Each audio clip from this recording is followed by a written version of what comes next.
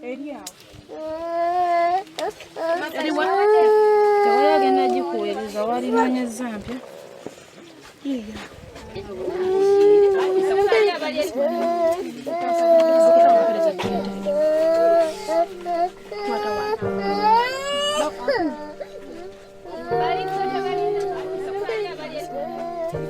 get asked all the time, why did you start Soul Hope? And really it began one day when I was doing some research on the internet about adoption, and I came across a video detailing the plight of jiggers in Eastern Africa.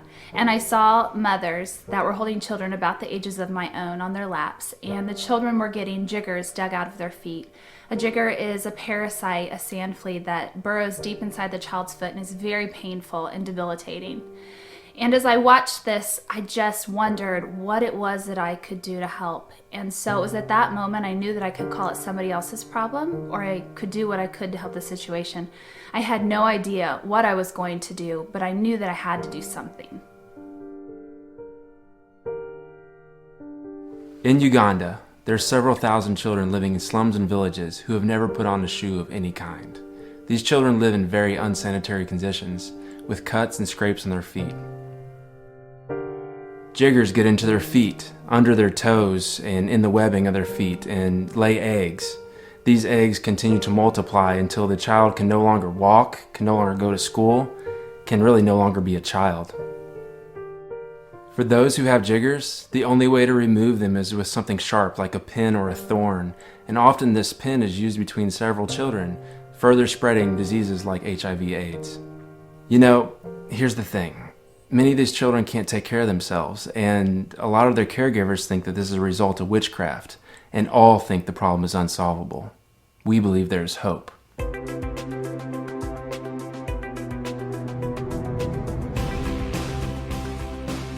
Our mission is to offer hope, healthier lives, and freedom from foot-related diseases through education, jobs, and medical relief. By teaming up with groups already working in communities and removing jiggers through medical intervention, educating children and caregivers on how to remove and prevent future outbreaks, spraying the homes and schools to kill the jigger's eggs, and teaching the art of shoemaking to many, then placing these shoes on the feet of children in need. So how can you help? You can volunteer, spread the word on Facebook and Twitter, host a shoe cutting party, and for more ideas, head to our website, soulhope.org.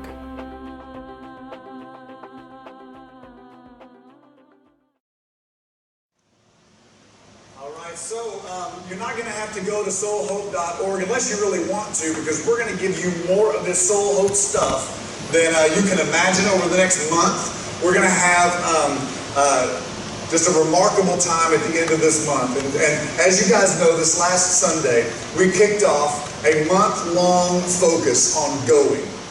We've been talking about our team going to Kenya and being internationally going. We've been in India.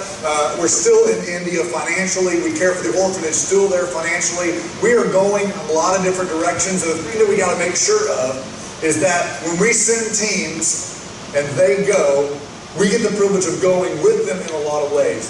But what that also does is it doesn't exempt us from going here. And so while we've got a team internationally, while we've got 2 different international missions as a church, we have a mission right here, locally, that we are not exempt from. And the cool thing is that we're going to get the privilege of partnering up this month. We're going to partner a local mission that we are all called to, and it will make an international impact. So this is going to be a month for the books for us. It's going to be a month that we look back on and we go, I remember that time when we were in India, we were in Kenya, we were here, we were in good grief. Thank you so much. We're all over the world, and the cool thing is we saw people come to know Christ here locally as a result. And it's really, really cool. And so this last week, just so you guys know, they didn't get a chance to tell all of the stories. So the day before they were supposed to leave to go to Kenya, did you guys know that Clint went online, thought, I need to just check online, just make sure plane tickets look okay and everything. Goes online, checks everything out, and there are no plane tickets in any of their names. They bought them in January, just for the record. We paid for those plane tickets back in January. And the day before they leave, he goes on there and there's nothing. No itinerary. A couple hours later, there's like the connecting flight once they get in Germany to get there, but there's no way to get from here to Germany. And it's just this big old thing. The airline company was blaming the travel agent was blaming the airline company. We knew what was going on. We knew it was one of two things. Either number one, God the Father was preventing them from going there for some reason in order to care for them. We didn't need to be there at this time. Or the enemy was just being a turd. Well, come to find out, it was the turd in the punch bowl. It was not cool. And the enemy was there, and he was trying to wreak havoc on this trip. The cool part, though, is that $56,000 worth of plane tickets, that's what they cost, to buy a plane ticket for 6 over to Africa. $56,000 was reallocated, and they were able to go. They got on a different airline, and then once they got to the airport, they got put back on the airline they were originally supposed to be on, and it all worked out just fine. And so guys, I'm going to tell you right now, these are the stories that are not uncommon when we go. They're the stories that happen over and over and over again, where the enemy just likes to stick his ugly nose where it doesn't belong. And then the Lord gets the privilege of saying, I got this, we're good. Make the way straight, and everything is fantastic. Please count on the fact that that's going to happen to us here all the time. So when you think that you have a plan in your mind of how it's supposed to go, and then things get turned sideways, I hope that God the Father can give us the eyes to see and the ears to hear of what's actually going on, to be able to see it fully. And you guys, make no mistake, that's going to be some of the things that happen here. So tonight, we go domestically. We've got folks internationally. Tonight, we go domestically. And so tonight, what our goal is to prepare the way with compassion and justice. You saw the video for Soul Hope. This is going to be the thing that we focus on as a way to start conversations with people that we've been in relationship around here for a really long time. And so we're going to get the privilege of having compassion on these children overseas. And we're going to get the privilege of being the hands and feet of a just God who makes things right that are wrong. Then we're going to get the privilege with compassion to enter into the world of people that we're in network with here. And then we're going to get the privilege of a just God helping them see the truth about why we are drawn to things like Soul Hope. Why we long to make a difference globally and do some kind of moral good in this world. Why is it that we live in one of the greatest areas of all of the United States that is all about social action? It's not a coincidence that everybody in this area seems to long to do something bigger than us for the greater good. We just get the privilege of helping discern what that truth is. We get to come alongside folks that we've loved for a long, long time, and we get to go domestically. And so we kick this thing off. Two different passages say the exact same thing. Isaiah chapter 40 and Luke chapter 3 say these words.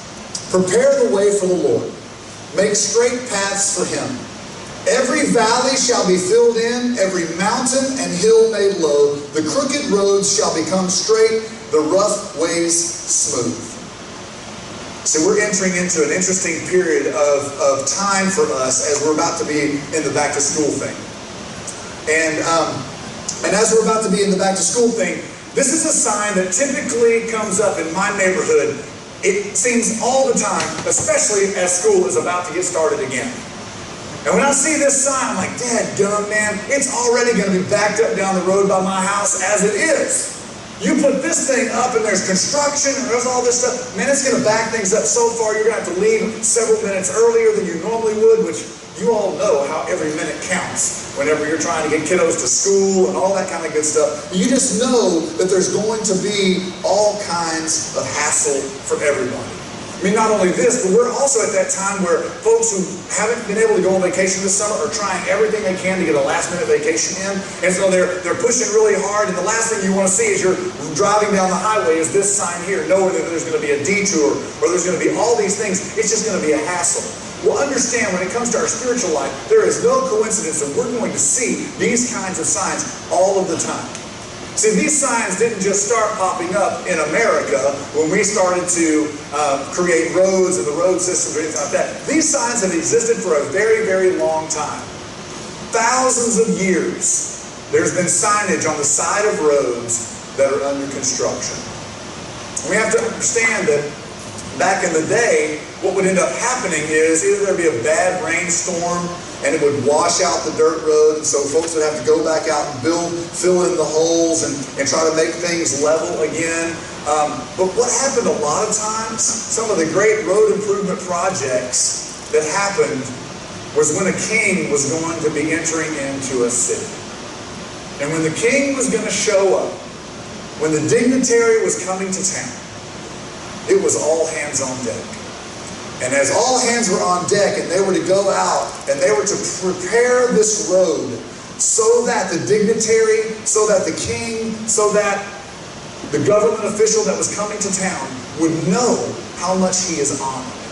And it's kind of like whenever they would come down the road and as they were entering into this city, the people would rally around and they would be along the side of the road, and this dignitary would come marching down the road, and the people were kind of like, "Do you see what we did for you?" And then they were longing for that response from the dignitary that would look down, this king or this government official, whoever it was, would look down on the people and would say, "Yeah, thank you."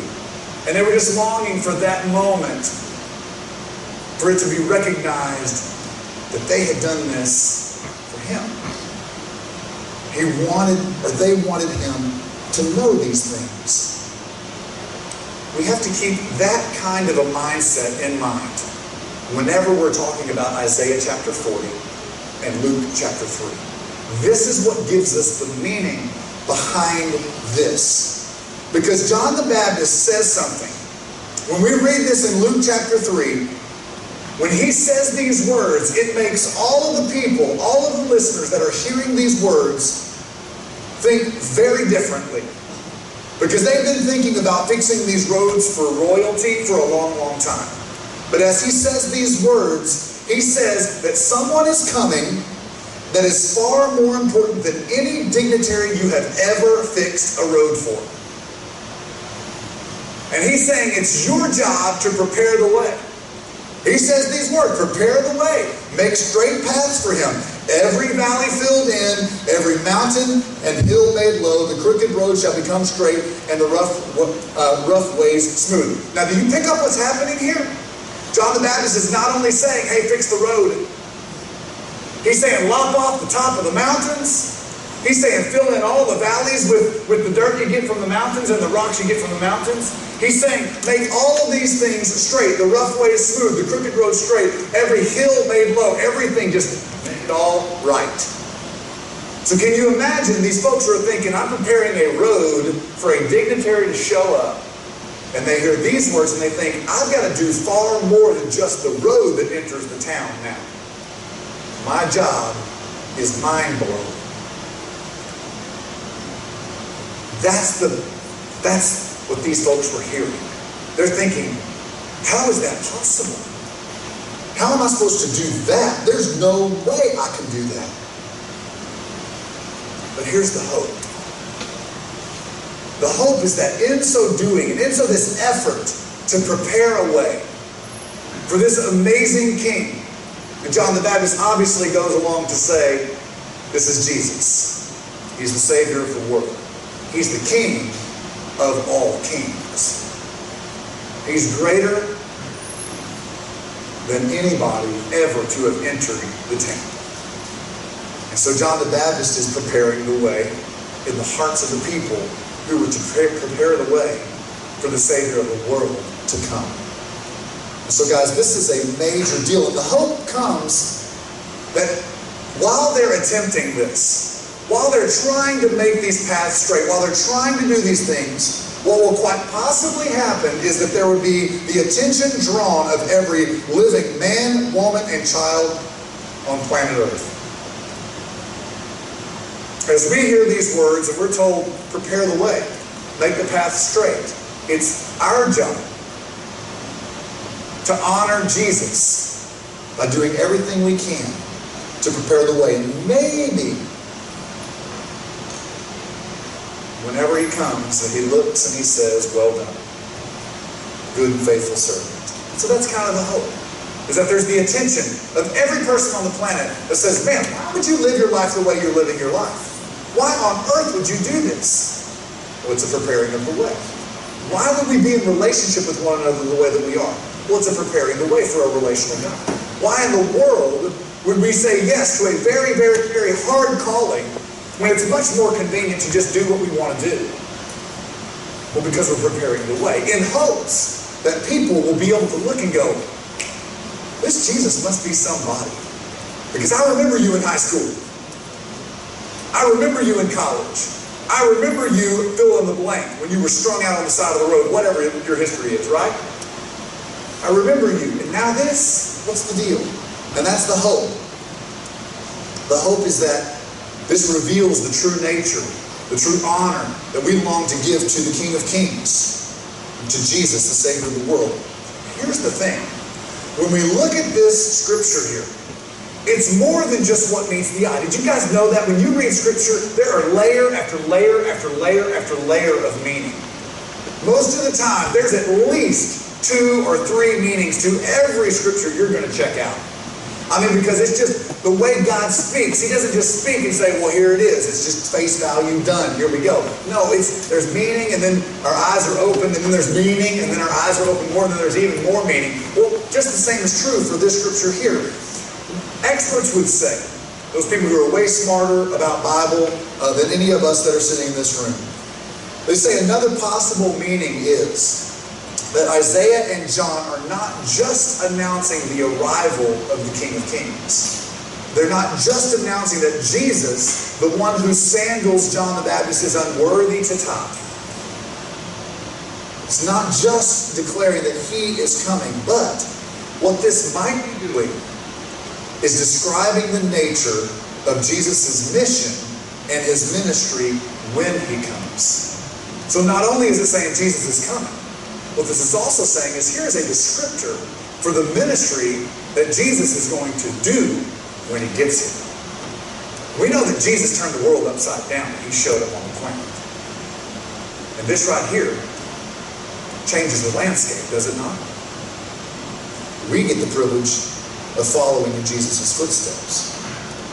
Remember the first sermon that Jesus ever preached? In Luke chapter 4, he says, the Spirit of the Lord is on me.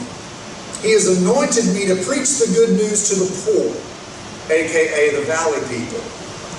He sent me to proclaim freedom to the captives, recovery of sight for the blind, to release the oppressed, and to announce the year of the Lord's favor. So here's Jesus. He's sitting here saying, I've come to bring hope for people who have historically lived in the valleys of despair. Jesus is saying, this message is not just for rich people. This message is for everybody, not just for the well-connected people that are relational already. This message is for everyone. Especially those who are living in the valley. Especially those that are in the pit of despair. That Jesus has come to give life. And give it in an abundant way. You guys know Jesus was constantly ministering to the poor. He was constantly righting wrongs. Oftentimes, he would say to the people that were following him, he would say things like, make sure you orient more and more and more of your lives around ministering to people that are the valley people. For folks who are struggling and that there are injustices in their life. Jesus has put us on a planet to make a big difference. Prepare the way for the Lord. Make straight paths for him. Every valley shall be filled in, every mountain and hill made low. The crooked roads shall become straight, and the rough ways smooth. It's easy for us to see the people that are overseas. It's easy for us to see that we need to make some shoes so that these precious kids don't become disabled and not able to walk as they get older. This is a no-brainer. We can look at that and go, yes, we need to do something about that. We have the resources at our fingertips. We have the ability to do this. Let's make this happen. That's the easy part here, guys. But what I want to focus on tonight, and then we're going to kind of get down to the nuts and bolts of how we do this, is this phrase, every mountain and hill made low. There are scholars out there that would say that this is a warning for the people who have lots of comfort and riches, lots of opportunity, and lots of connections.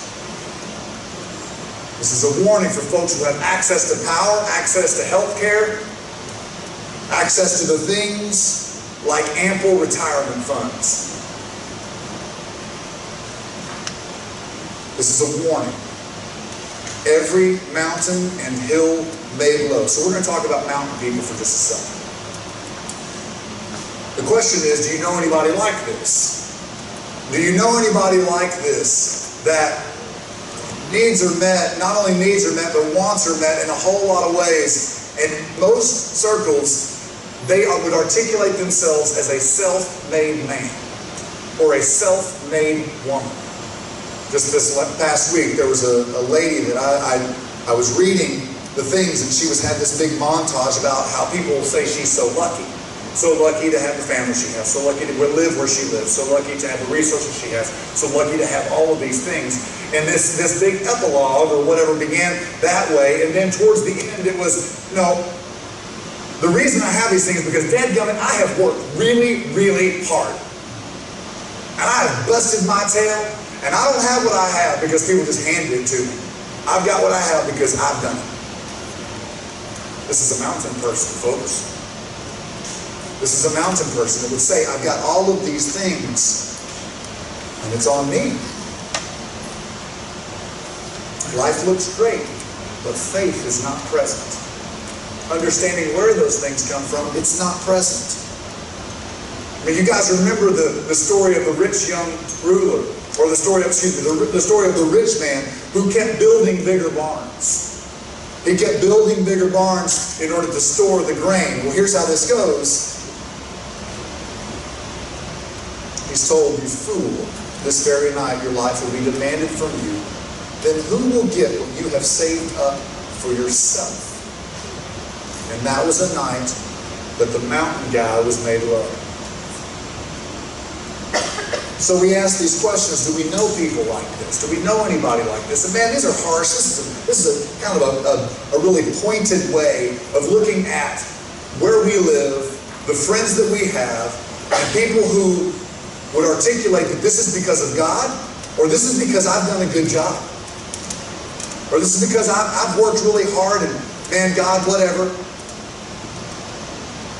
I know this is a tough one, but it's very important that we talk through these things because James 4:6 says that God opposes the proud and gives grace to the humble. And so here's the thing. We want to personally prepare. We want to personally prepare for compassion and personally prepare for justice. And so this is what this means, kind of nuts and bolts of all of this, preparing the way for the Lord. We have to do some personal preparation. I mean, first of all, we need to allow God to fill those valleys of disappointment and despair in our own lives, do we not? We need to allow Him to fill those things up so that we're not in the pit anymore. We know where our sustenance comes from. We know where our needs are met. We know these things. And so we need to allow Christ to fill those in and then come alongside Him to help fill in other valleys, right? So we got to make sure that we're prepared to allow Him to fill in the valleys of despair for us so that we then can come alongside people in order to fill in these valleys of despair with them. This is our call. This is what we do.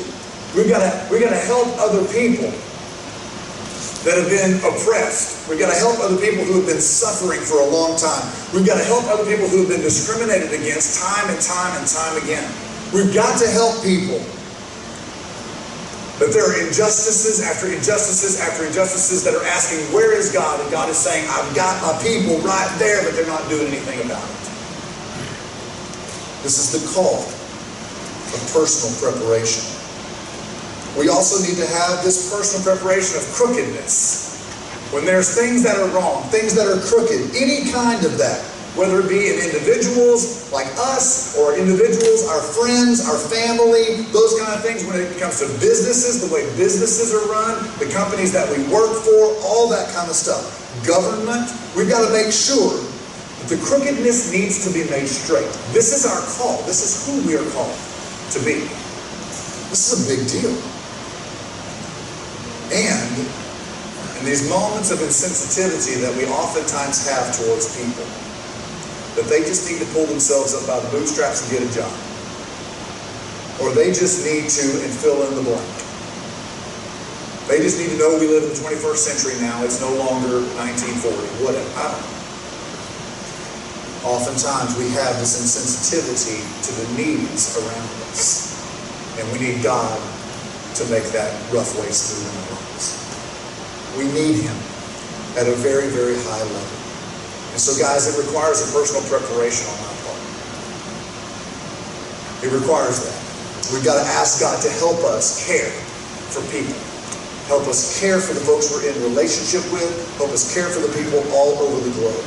Now here's the thing that's so cool. While it may feel like I'm kind of getting on all of us here, this is simply a challenge to be who God has created us to be. Because I got to tell you, this is a really cool month. We've had some really cool months, and we've got some amazing months coming up. And I am filled with an overwhelming, and I think it's healthy pride. I am filled with an overwhelming sense of pride for little old Legacy Church and the way that God is moving in and through us. Because I think that you guys have a heart for righting wrongs in our world.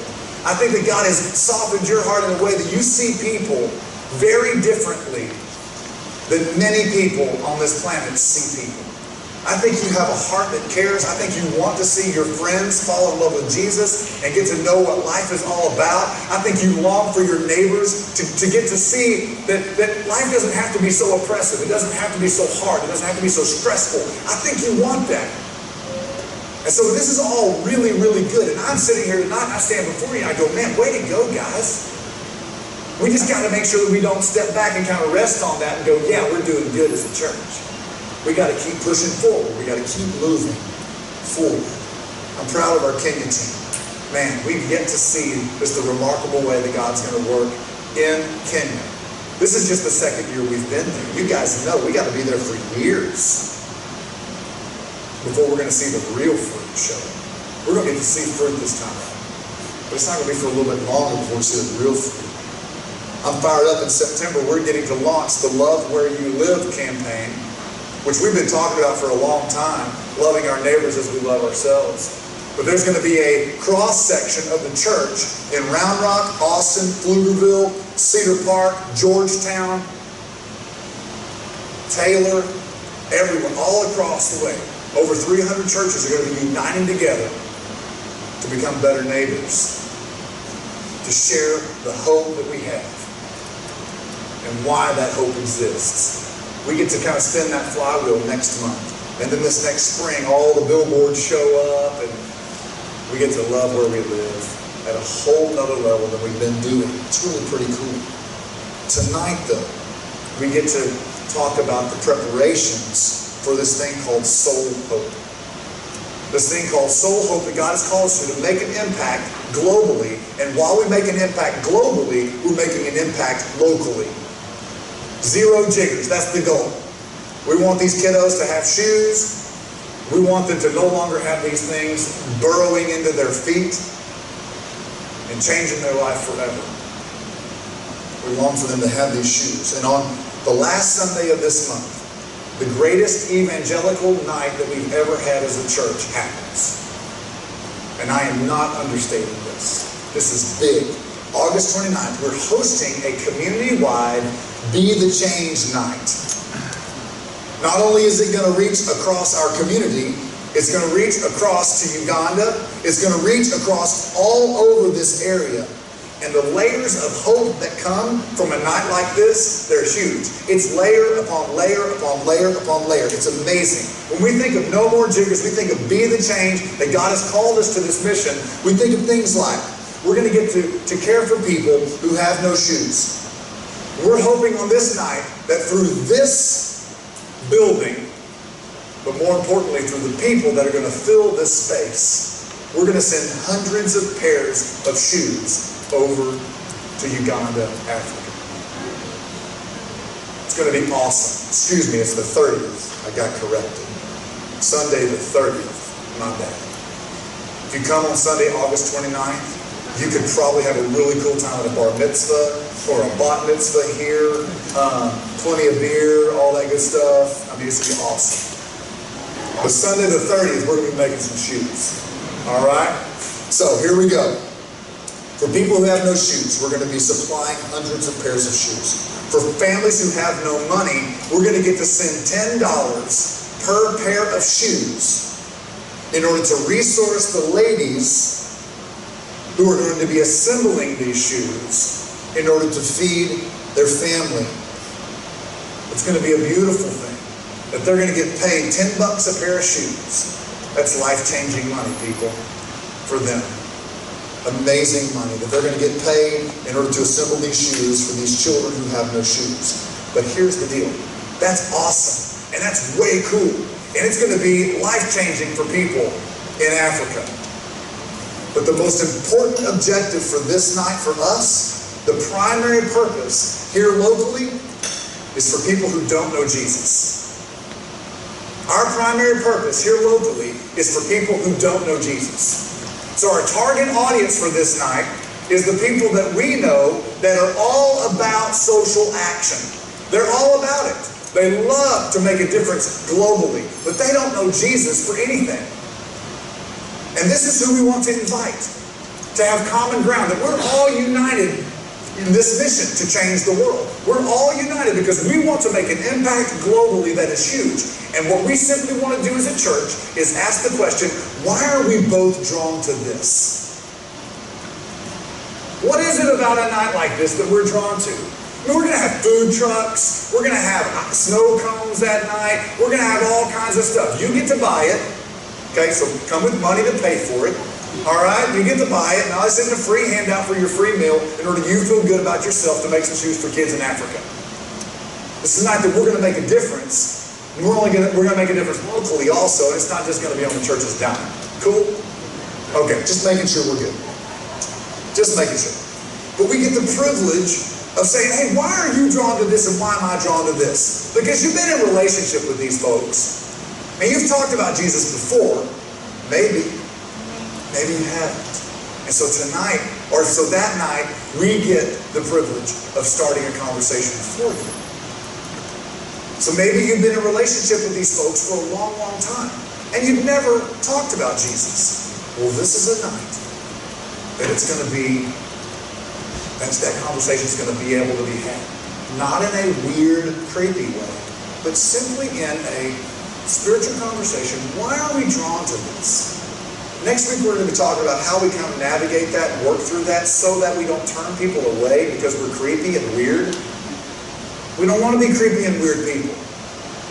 We want folks to discover the beauty of who Jesus is, and we want to not be in the way of that. But we want God to be able to flow through us in a very loving, kind, meet in the middle, common ground way.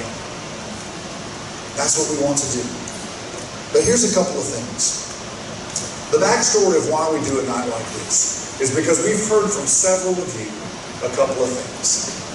Number one, we've heard from several of you that you're not quite sure how to start these conversations. So we have this night so that it helps.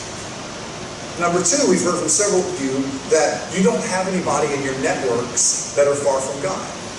You don't know anybody. You're not friends with anybody who don't know Jesus. And you don't even know what it would look like to expand your circles to be able to get to know anybody who doesn't know Jesus. And so here's the cool thing. This event is showing up in the Austin American Statesman. They have asked to do an interview of Legacy Church, and this is going to be launched in Austin through the Pflugerville paper, through the Hutto paper, through the Round Rock paper. It's going to be in the Community Impact magazine. It's going to be all over the place. We've hit every secular radio station in the area, and it's going to be advertised. So there are going to be people here that come that night that don't know Jesus, but they're all about social action. They're all about making a difference, and it's going to be a perfect opportunity for you to get to know somebody who doesn't know Christ.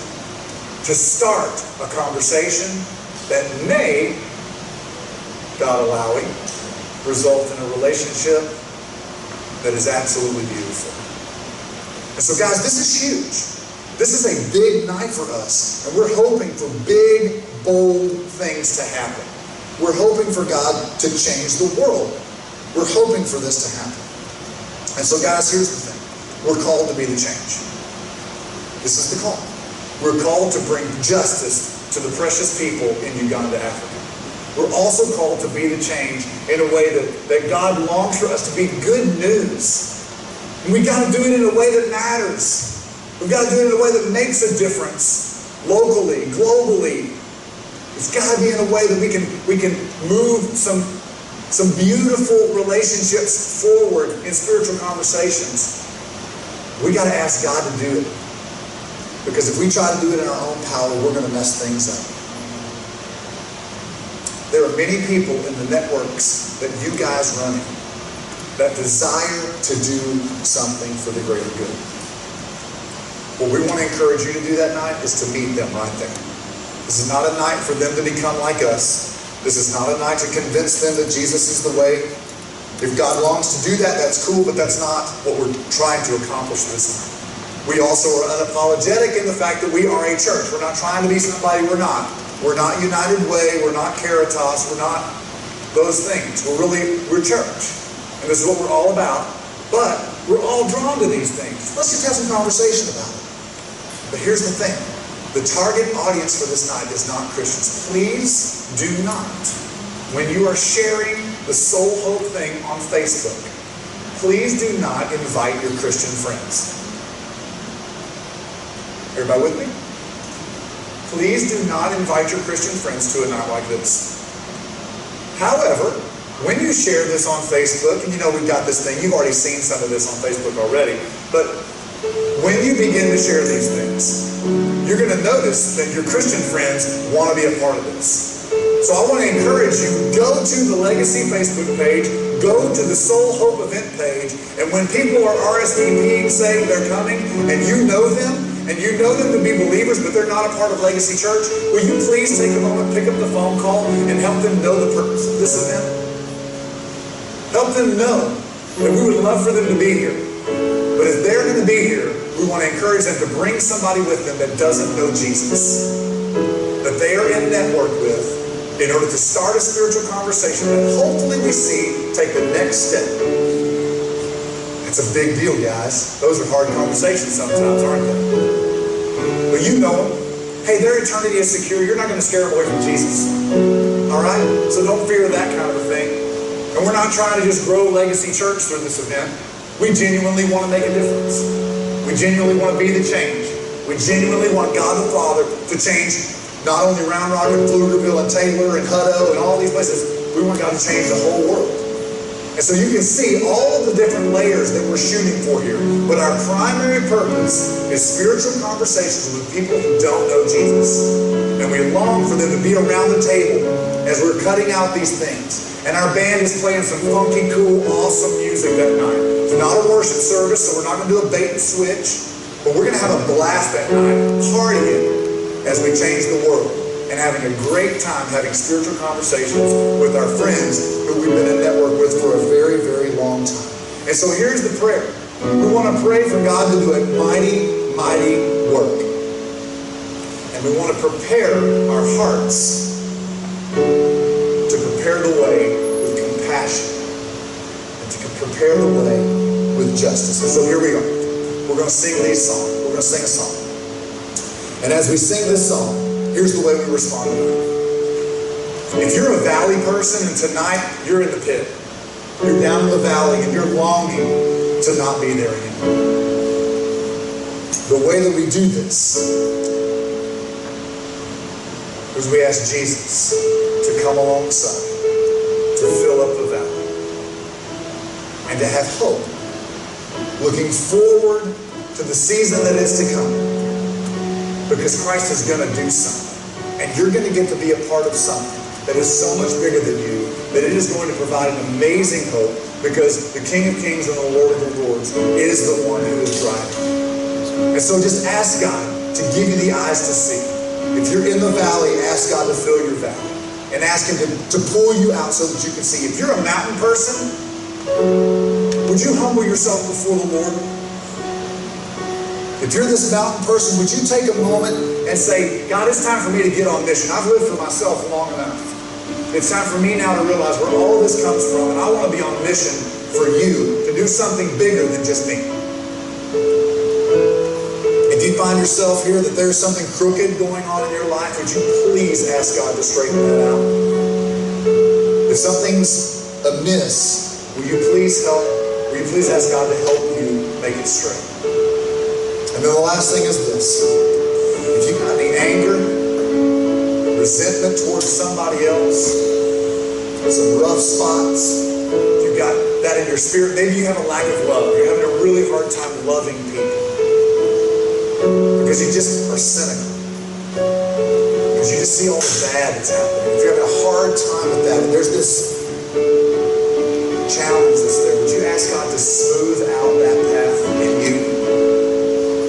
And then from there, we're going to ask God to put the names in our minds. That it's time for us to take the next step in conversation with Him and ask Him to do a mighty work in their hearts. So guys, here it is. Next Sunday, we're going to talk through how these conversations play out. Next Sunday is full-on training mode for the end of this month. This is the taste tonight. This is the vision. This is the hope. This is what we're longing for and what we count on being able to see. Next week we talk about nuts and bolts, how this is happening. The next week after that we celebrate our Kenya team that is home. And the following week after that we're activating this bad boy and we're hitting it hard. So guys, please don't rest on your laurels and lay back on anything. It's going to be time to enter into other people's worlds without this agenda that oftentimes comes. We're counting on God the Father to do a mighty work. You guys with me? Can we do this thing together? Because man, I'm going to tell you right now, if you guys are sitting back going, man, Danny, that sounds awesome. Go get it, buddy.